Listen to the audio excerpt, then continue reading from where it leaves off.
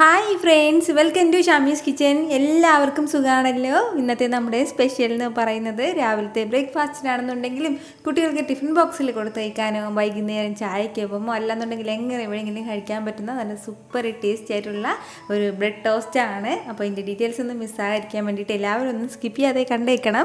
കൂടെ തന്നെ ഈ വീഡിയോ ഒന്നും മറക്കാതെ ലൈക്ക് ചെയ്യാനും ഇതുവരെ നമ്മുടെ ഷമീസ് കിച്ചൻ ചാനൽ സബ്സ്ക്രൈബ് ചെയ്തിട്ടില്ല എന്നുണ്ടെങ്കിൽ പ്ലീസ് ഒന്ന് സബ്സ്ക്രൈബ് കൂടി ചെയ്തേക്കണേ. എന്നാൽ ശരി, നമുക്ക് വേഗം റെസിപ്പിയിലേക്ക് പോകാം. അപ്പോൾ ഇതിന് വേണ്ടിയിട്ട് ഞാനിപ്പോൾ ഇതുപോലെ ഒരു ബൗളൊന്നും എടുത്ത് വെച്ചിട്ടുണ്ട്. അതിലേക്ക് നമുക്ക് ഫസ്റ്റ് ചേർത്ത് കൊടുക്കേണ്ടത് ഒരു 2 മുട്ടയാണ്. ആ മുട്ട ഇതിലേക്കൊന്ന് ഒഴിച്ചു കൊടുക്കാം.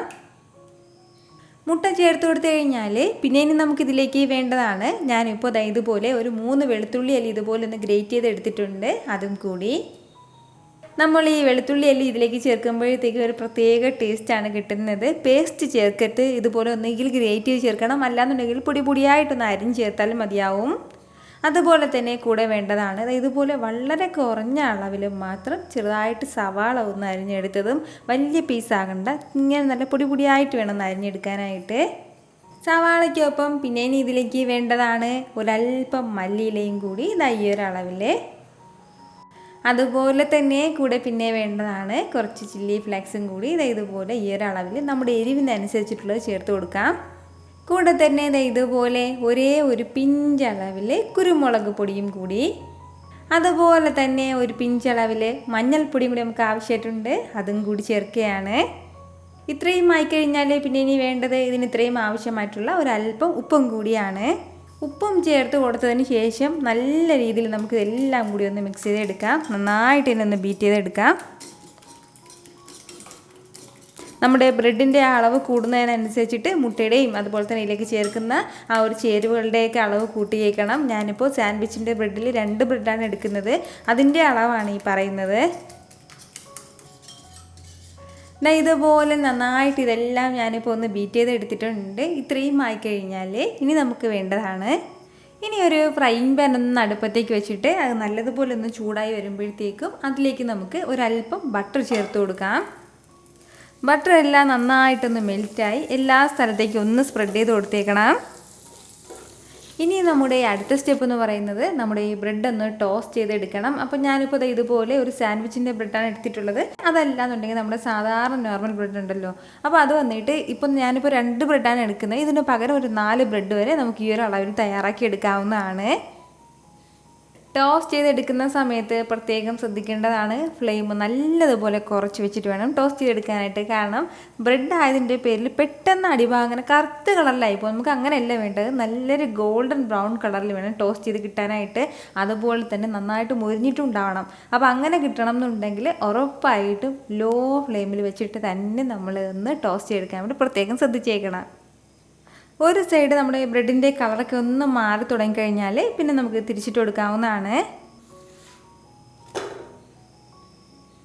ഇതുപോലെ ഈ ഒരു കളറിൽ ഇതുപോലെ ലൈറ്റായിട്ടുള്ളൊരു ഗോൾഡൻ ബ്രൗൺ കളറിൽ വേണം നമ്മളൊന്ന് ടോസ്റ്റ് ചെയ്തെടുക്കാനായിട്ട്.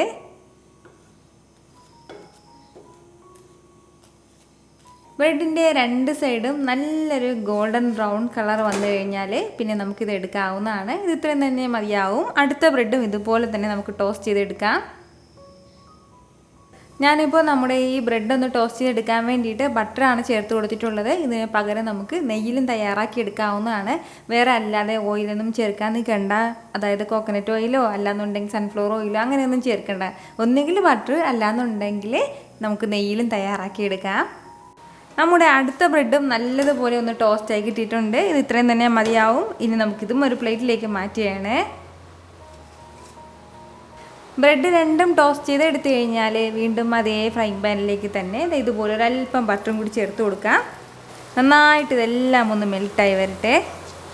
അപ്പോൾ ഇതുപോലെ ഒന്ന് മെൽറ്റായി കിട്ടിക്കഴിഞ്ഞാൽ പിന്നെ ഇനി നമുക്ക് വേണ്ടതാണ് നമ്മളിതാ നേരത്തെ ബീറ്റ് ചെയ്ത് വെച്ചിരിക്കുന്ന നമ്മുടെ മുട്ടയുടെ മിക്സും കൂടി ചേർക്കുകയാണ്.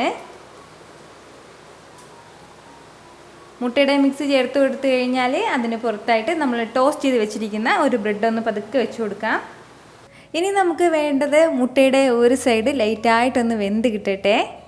മുട്ടയുടെ ഒരു സൈഡെല്ലാം ചെറിയ രീതിയിലൊന്ന് വെന്ത് കഴിഞ്ഞാൽ പിന്നെ നമുക്കൊന്ന് തിരിച്ചിട്ട് കൊടുക്കാവുന്നതാണ്. മുട്ട നന്നായിട്ട് ഹാർഡായിട്ട് അങ്ങനെ വെന്ത് കിട്ടണം എന്നുള്ള ആവശ്യമില്ല.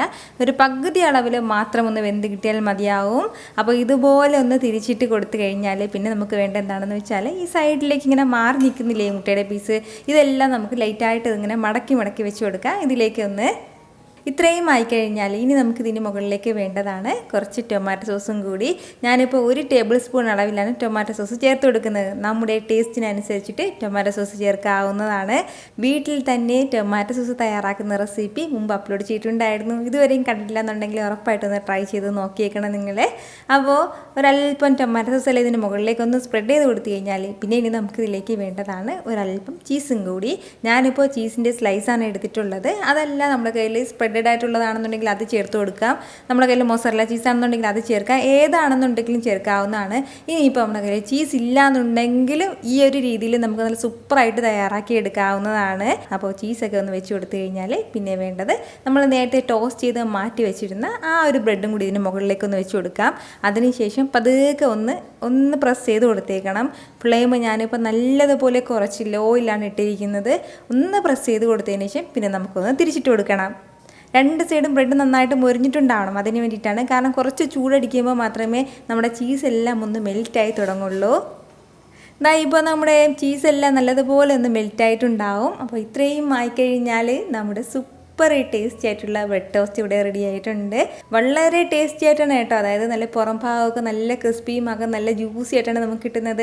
രാവിലത്തെ ബ്രേക്ക്ഫാസ്റ്റ് ആയിട്ടാണെന്നുണ്ടെങ്കിലും അതുപോലെ തന്നെ ടിഫിൻ ബോക്സിൽ കൊടുത്തേക്കാനാണെന്നുണ്ടെങ്കിലും ഏത് സമയത്ത് വേണമെന്നുണ്ടെങ്കിലും നല്ല സൂപ്പറായിട്ട് നമുക്ക് തയ്യാറാക്കി എടുക്കാവുന്നതാണ്.